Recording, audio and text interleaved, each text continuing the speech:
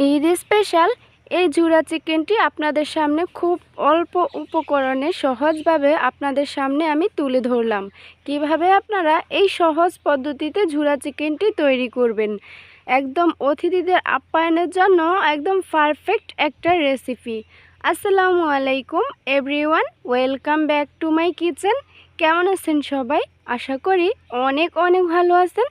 আজকে আমি আপনাদের সামনে হাজির হয়েছি সম্পূর্ণ নতুন একটি রেসিপি নিয়ে। আর এই রান্নাটি আপনারা যদি প্রতিটি স্টেপ ফলো করে রান্না করেন তাহলে আশা করি একদম প্রশংসা পেতে আপনারা বাধ্য। তো কথা না বাড়িয়ে চলুন দেখিয়ে দিচ্ছি কিভাবে এই রান্নাটি করবেন। আমি প্রথমেই এখানে 300 গ্রামের মতো চিকেন নিয়েছি আর আমি মুরগির ব্রেস্ট নেওয়ার চেষ্টা করেছি। এখানে কিছুটা হাড় আছে, একদমই কম, তবে আপনারা কিন্তু হাড় ছাড়াই মাংসটা নেওয়ার চেষ্টা করবেন, তাহলে কিন্তু এটা কিন্তু একদম ভালো হবে। এখন আমি কিছু ইনগ্রেডিয়েন্টস অ্যাড করে দিচ্ছি। তো এখানে আমি হাফ চা চামচ লবণ অ্যাড করেছি, এখানে অ্যাড করেছি হলুদ গুঁড়া হাফ চা চামচ, মরিচ গুঁড়া ব্যবহার করেছি হাফ চা চামচ, আর এখানে এখন কিছুটা পেস্ট মশলা ব্যবহার করব। তো এখানে জিরার পেস্ট নিয়েছি 1 চা চামচ, রসুনের পেস্ট নিয়েছি 1 চা চামচ, আদার পেস্ট নিয়ে নিচ্ছি 1 চা চামচ, সাথে আরও অ্যাড করে দিচ্ছি ধনিয়া গুঁড়া দিয়েছি হাফ চা চামচ, আরও অ্যাড করে দিচ্ছি গরম মশলা গুঁড়া 1 চিমটি পরিমাণ, আর এখানে জায়ফল জয়ত্রী গুঁড়া নিয়েছি 1 চিমটি পরিমাণ, আর এখন সাথে আরও অ্যাড করে দিচ্ছি কালো গোলমরিচের গুঁড়া 1 চিমটি পরিমাণ। এখানে যেহেতু 300 গ্রাম মুরগির ব্রেস্ট আছে, তো সেই ক্ষেত্রে আমি সেই অনুযায়ী কিন্তু মশলাটা ইউজ করেছি। তো সাথে অ্যাড করে দিয়েছি 2 চা চামচ পরিমাণ সয়া সস, দিয়ে দিচ্ছি একটা পেঁয়াজের অর্ধেক, এখানে পেঁয়াজ কুচি দিয়েছি, আর এখানে লেবুর রস নিয়েছি প্রায় 4 চা চামচ পরিমাণ হবে। মোটামুটি এখানে 1 ফালি লেবুর রস আমি সম্পূর্ণটাই নিয়ে নিয়েছি। এখন আমি হাতের সাহায্যে এই মশলাগুলো মাংসের সাথে ভালোভাবে মিক্স করে নিচ্ছি, আর আমি মিক্স করে ম্যারিনেশনের জন্য রেখে দেব প্রায় 20 মিনিট। দুঃখিত, আমি তেলটা এখানে আগে দিতে ভুলে গিয়েছিলাম, তো আমি পরে অ্যাড করে দিয়েছি। আপনারা কিন্তু অবশ্যই আগেই সেটা অ্যাড করে দিবেন। তো আমি এখানে 1 টেবিল চামচ পরিমাণ তেল অ্যাড করেছি।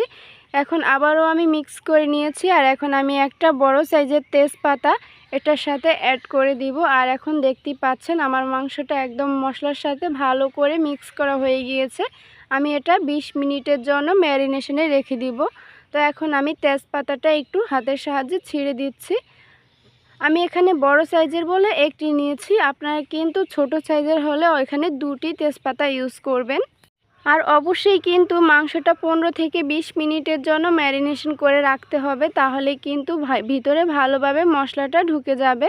তো আমি ফিরে আসলাম প্রায় 20 মিনিট পর, আর এখন আমি চুলায় চলে এসেছি। আমি একটা ফ্রাই প্যান নিয়েছি, মিডিয়াম আছে আমি ফ্রাই প্যানটা একটু গরম করে নিয়েছি, আর এখন ম্যারিনেশন করা মাংসটা এখানে অ্যাড করে দিয়েছি।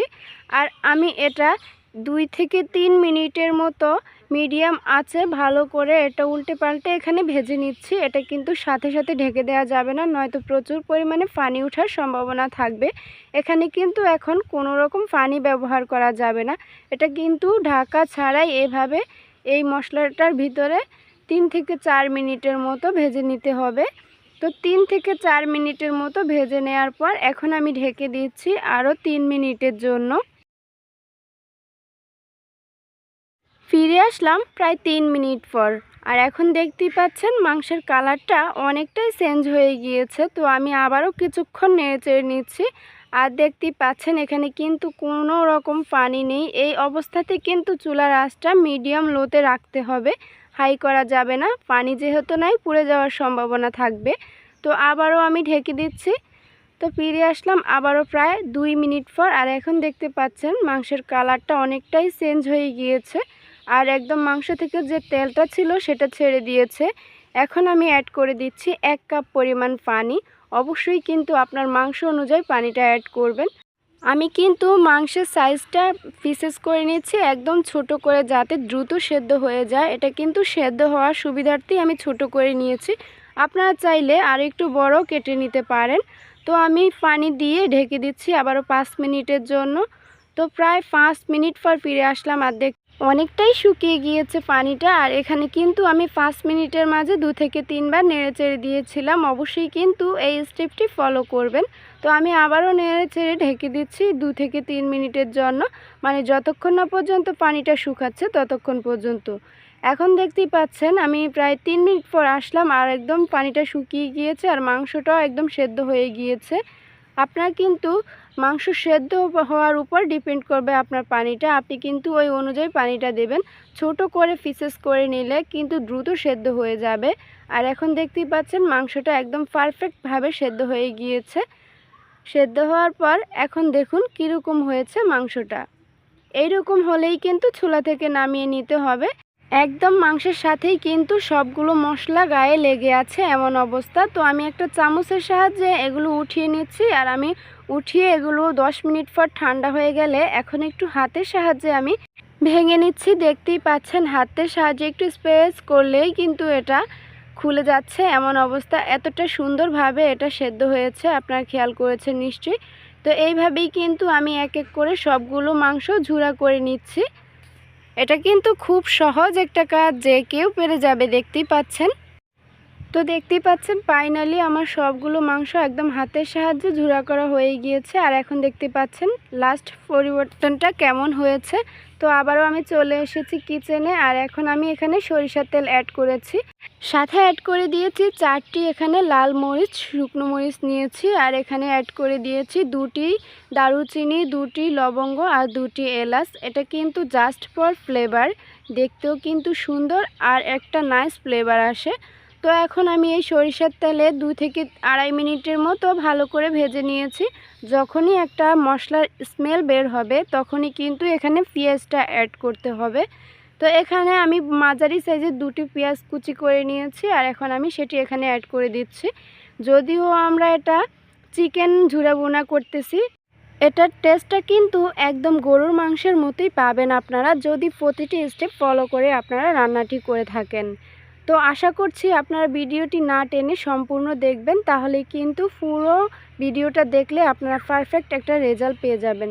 তো প্রায় 1 থেকে 1.5 মিনিটের মতো পেঁয়াজটা আমি নরম করে ভেজে নিয়েছি। হালকা কালারটা চেঞ্জ হয়ে গেছে। এখন আমি অ্যাড করে দিয়েছি একদম খুলে খুলে রাখা চিকেনগুলো। দেখতেই পাচ্ছেন আমি কিভাবে কাজটি করলাম। তো এই চিকেনগুলো দিয়ে আমি প্রায় 2 থেকে 2.5 মিনিটের মতো ভালো করে ভেজে নিচ্ছি। এখন কিন্তু আর কোনো কাজ নেই, এখানে কিন্তু আপনাকে এটা তেলের মাঝে ভালো করে ভেজে নিতে হবে। তো এখন আমি অ্যাড করে দিচ্ছি কাঁচা মরিচ। তো আপনারা কিন্তু এটি চাইলে স্কিপ করতে পারেন, এটা কিন্তু জাস্ট ফর ফ্লেভার। আমি চাইলে আগেও এই কাঁচামরিচটা অ্যাড করে দিতে পারতাম, তবে কিন্তু দেখতে বা একটা নাইস একটা কালার আসে এই কাঁচামরিচটা দিলে, সেটা হতো না। তো এটা আমি পরে অ্যাড করে দিয়েছি। আর এখন অ্যাড করে দিচ্ছি 1 চা চামচ পরিমাণ হবে টালা জিরের গুঁড়ো দিয়ে দিয়েছি। আর এটা কিন্তু লাস্ট মোমেন্টে দিলে নাইস একটা স্মেল বের হবে, সেজন্য দিয়েছি। তো আমার এখন আর কোনো কাজ নেই, এই মাংসটা আমি তেলে আরও 3 থেকে 4 মিনিটের মতো ভেজে নিয়েছি। আর এখন দেখতেই পাচ্ছেন মাশাআল্লাহ অনেকটাই কালারটা চেঞ্জ হয়ে গিয়েছে। এইভাবেই কিন্তু লাস্ট পর্যন্ত ভেজে নিতে হবে। আর এখন দেখতেই পাচ্ছেন একদম পারফেক্টলি ভাবে আমার এই ঝুরা মাংসটা রেডি হয়ে গিয়েছে। তো আমি এখন নামানোর আগে কিছু ধনিয়া পাতা কুচি অ্যাড করে দিয়েছি। আর এই ধনিয়া পাতাটা কিন্তু লাস্ট মোমেন্টে হাতের কাছে থাকলে অবশ্যই অ্যাড করবেন, তাহলে কিন্তু দেখতে ভীষণ সুন্দর লাগে। আর ধনিয়া পাতার যে একটা স্মেল সেটা কিন্তু দারুণ লাগে। তো এখন আমি 1 থেকে 1.5 মিনিটের মতো আবারও মিক্স করে নিয়েছি ধনিয়া পাতাগুলো। আর এখন আমি চুলা থেকে নামিয়ে নিচ্ছি। একদম পারফেক্টলিভাবে আমার এই ঝুরা মাংসটা রেডি হয়ে গেছে। তো আমি এখন 10 মিনিট পর একটু ঠান্ডা হয়ে গেলে সার্ভ করে দেখিয়ে দিচ্ছি এটা কতটা পারফেক্ট হয়েছে। তো আলহামদুলিল্লাহ দেখতেই পাচ্ছেন একদম কালারটা অনেকটাই চেঞ্জ, আর যেরকম একটা টেক্সচার একদম পারফেক্ট টেক্সচার চলে এসেছে। খেতেও কিন্তু একদম অসাধারণ হয়েছিল। অবশ্যই কিন্তু এভাবে একবার বাসায় ট্রাই করবেন। এই কোরবানি ঈদে আপনার অতিথিদের আপ্যায়নের জন্য একদম পারফেক্ট একটা রান্না, কিন্তু অবশ্যই একবার ট্রাই করে দেখতে পারেন। তো ভিডিওটি ভালো লেগে থাকলে চ্যানেলটি সাবস্ক্রাইব করার অনুরোধ রইল।